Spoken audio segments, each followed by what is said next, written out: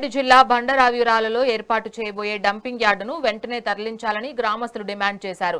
Echo town పేరిట 494 ఎకరాల్లో దీన్ని ఏర్పాటు చేస్తుండటంపై అవగాహన సదస్సు నిర్వహించారు. డంపింగ్ యార్డును వ్యతిరేకిస్తూ గ్రామ సభలో ఏకగ్రీవ తీర్మానం చేశారు. ఇప్పటికే మైనింగ్ మూసీ నదితో ఇబ్బందులు పడుతున్నామని, కొత్తగా డంపింగ్ యార్డు వస్తే భూగర్భ జలాలు కలుషితమై రోగాలు ప్రబలుతాయని ఆవేదన వ్యక్తం చేశారు. ఎమ్మెల్యే మల్రెడ్డి రంగారెడ్డి దీనిపై స్పందించాలని కోరారు.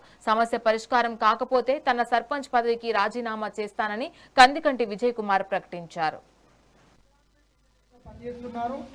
ఈ వాటర్ టెక్నాలజీస్ మీద కూడా దగ్గర ఎలాంటి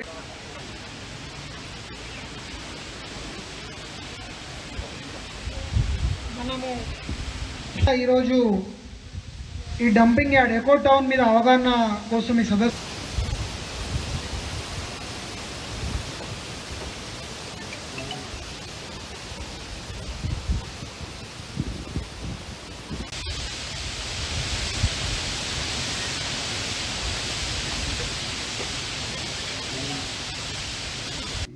చితికిపోయాను.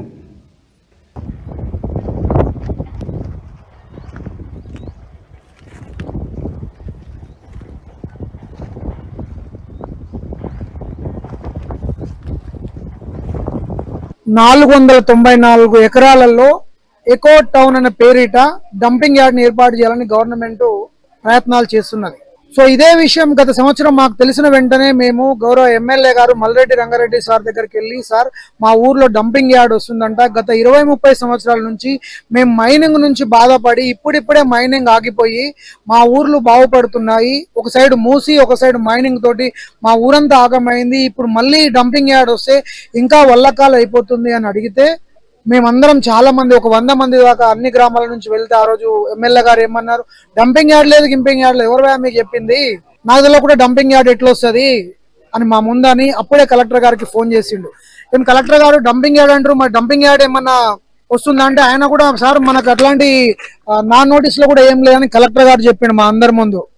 మేము పోయి జీవో నెంబర్ 20 పబ్లిక్ డొమైన్ లో లేదు, ఎందుకు లేదు జీవో నెంబర్ పబ్లిక్ డొమైన్ లోని ఎంఆర్ఓ ఆఫీస్ పోతే అది కాన్ఫిడెన్షియల్ అంటున్నారు. అరే పబ్లిక్ కోసం ఏర్పాటు చేస్తున్న ప్రాజెక్ట్ ఇది కాన్ఫిడెన్షియల్ ఎట్లా అవుతుంది సార్? నేను ఒక సర్పంచ్ని నాకు జీవో ఇవ్వండి అంటే నాకు జీవో కాపీ వాళ్ళు ఇవ్వడం జరిగింది. ఆ జీవో కాపీలో క్లియర్ గా డంపింగ్ యార్డ్ పేరునే ఎకో టౌన్ అని మార్చిరు అంతే. ఇప్పుడు ఈ గ్రామంలో 494 ఎకరాలలో డంపింగ్ యార్డ్ వస్తుందంటే ఇప్పుడు మళ్ళీ మేము ఎమ్మెల్యే గారి దగ్గర పోయి కలిసినాం. నాకు తెలియదు అంటున్నా ఆయన, జీవో నెంబర్ వచ్చింది సార్, ఇప్పుడు కూడా నాకు తెలియకుండా వచ్చింది అంటున్నాడు. ఈ ఎకో టౌన్ డంపింగ్ యార్డ్ వల్ల తీవ్రని నష్టం జరుగుతుంది.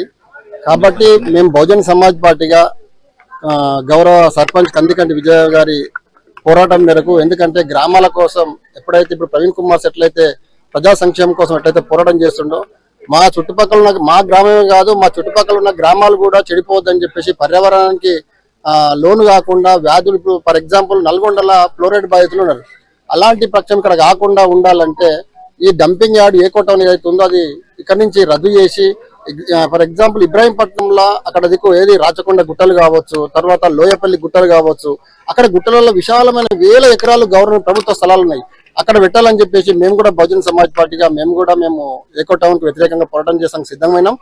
అదేవిధంగా మల్రెడ్డి రంగారెడ్డి గారు, అదేవిధంగా సీఎం రేవంత్ రెడ్డి గారు, నేను మీకు ఒకటే అడుగుతున్నా, నేను క్షేమం ముఖ్యమా మీకు, లేకంటే ఈ లాభసాటి ఈ డంపింగ్ యార్డ్ లాంటి ఈ కంపెనీలు ముఖ్యమా, మీరు ఒక్కసారి ఆలోచన చేసుకోండి.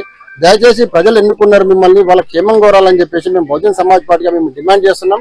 ఒకవేళ కనుక మల్రెడ్డి రంగారెడ్డి గారు మీరు కనుక ఈ నిర్ణయాన్ని వెనక్కి తీసుకొని ఎకో టౌన్ కనుక మీరు రద్దు చేయకపోతే బహుజన్ సమాజ్ పార్టీ కాదు భావ స్వరూపమైన పార్టీలు అన్నిటితో కలిపి మేము పెద్ద ఎత్తున ఇబ్రాపట్నం కాన్ఫరెన్స్ నే కాదు అవసరమైతే సీఎం ని కూడా మేము ముట్టడిస్తామని చెప్పేసి ఈ సందర్భంగా హెచ్చరిస్తున్నాం.